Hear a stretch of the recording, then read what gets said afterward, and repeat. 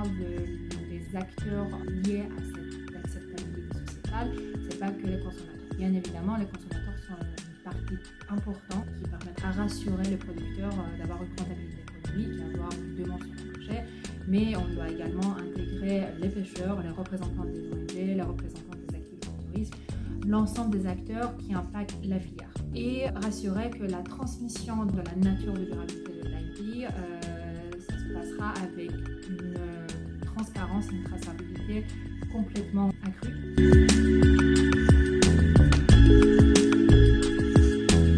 y a eu une modification en fait de l'écosystème, une période en fait où il y avait des apports importants de nutriments au niveau de l'étang qui permettaient en fait une production phytoplancton et donc soutenait la conchyliculture. Puis on a eu une période en fait d'amélioration des systèmes de traitement qui a réduit l'apport de nutriments dans l'étang. Et on se trouve maintenant dans une période de réduction des nutriments et du phytoplancton.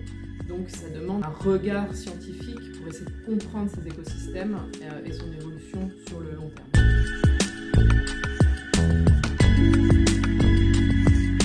Le programme que j'anime, une de ses vocations, c'est de faire des expérimentations. Donc c'est le moment d'être créatif et de répondre aussi à la demande des professionnels. C'est ça qui est important. Il est fort probable que l'élevage d'huîtres puisse être associé peut-être à des algues, peut-être à d'autres types d'huîtres. En tout cas, tout est ouvert et le territoire en lui-même est prêt à ces expérimentations avec l'ensemble de ses partenaires. Oui, nous sommes conscients qu'il faut de la diversification pour les générations futures. Pourquoi ? Parce que voilà, avoir qu'un seul produit, l'huître, essentiellement la monoculture tue la culture en termes de biodiversité, en termes d'environnement.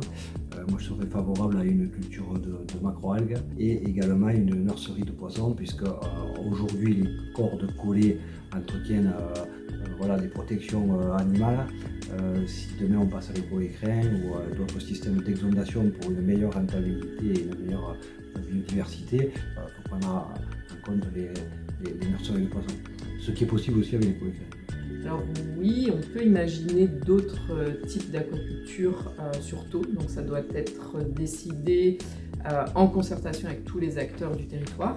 Par exemple, on a le projet Azaphorais qui permet en fait ces échanges qui sont très intéressants et on voit déjà que certaines espèces comme des macroalgues pourraient être intéressantes de tester en coculture avec des huîtres. Ça peut être une espèce à tester pour améliorer et diversifier l'aquaculture dans les temps.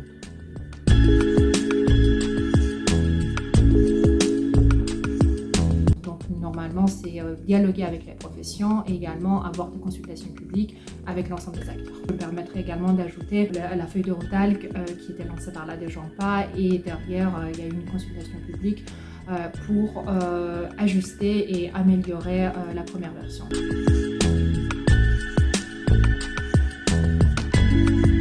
Notre travail à l'IFREMER est vraiment de mieux comprendre en fait, l'évolution de ce type d'écosystème, puisque la conchyliculture et l'aquaculture en général est vraiment dépendante de l'environnement, donc c'est de comprendre ces interactions aquaculture-environnement.